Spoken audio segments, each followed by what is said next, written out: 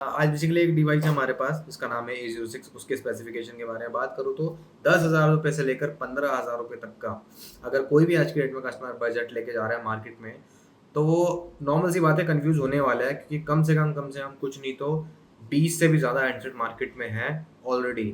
चाहे आप ओप्पो लगा लो, Vivo, Samsung, Realme, Redmi, anything, जो भी एक्सेट्रा डिवाइसेस है बहुत सारे, मतलब 10 से 15 के रेंज में बहुत सारे देखने को मिल जाते हैं हमें। बट मेन कन्फ्यूजन ये रहता है कि सेलेक्ट कौन सा करें, कौन सा लेना सही रहेगा जो कि लॉन्ग टाइम चले।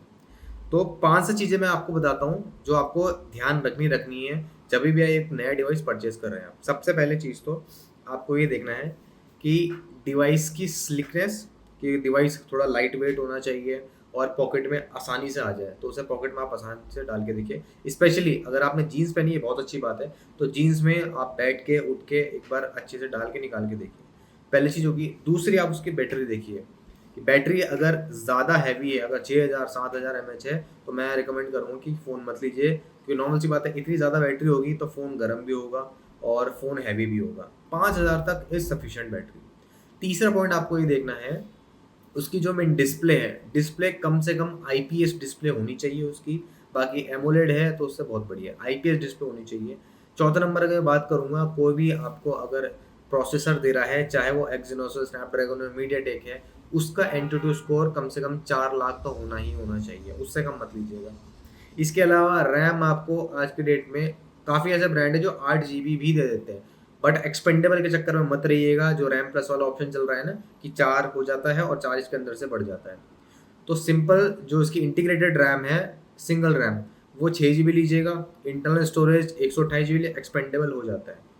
अगर 128 GB कम वाला लेते हैं तो हम एक्सपेंड भी कर सकते हैं।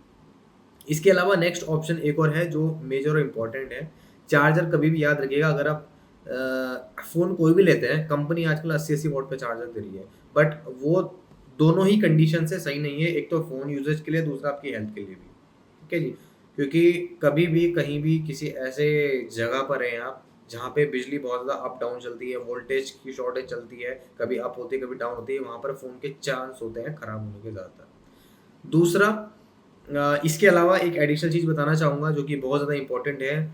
फ़ोन में आपको एक चेक करना है ऑपरेटिंग सिस्टम और सिक्योरिटी अपडेट, क्योंकि आज की डेट में गूगल में स्पेशली वही एप्लीकेशन चल पाती हैं आपके फ़ोन में।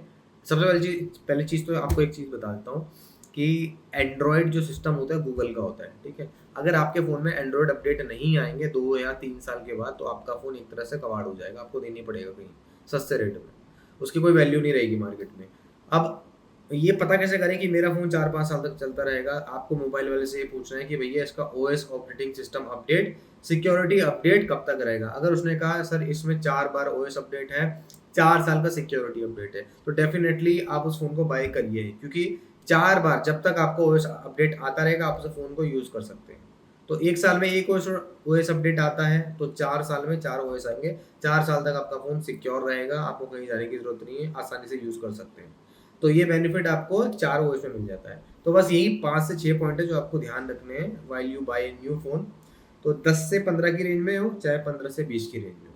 क्योंकि देखो, जब 50 से ऊपर बढ़ जाते हैं हम, तो वहाँ पे प्रायोरिटी बढ़ जाती है, वहाँ कैमरा बढ़ जाता है। तो कैमरे के लिए मैं एक अलग से वीडियो बनाऊँगा कि अगर आपको 50,000 से ऊपर का फ़ोन लेना है तो कौन-सी कंपनी में जाना चाहिए, किसका बेस्ट कैमरा है अभी तक, और 2024 में कौन-सा बेस्ट डिवाइस रहा है इन टर्म्स ऑफ कैमरा। तो मिलते हैं नेक्स्ट वीडियो में। Thank you so much.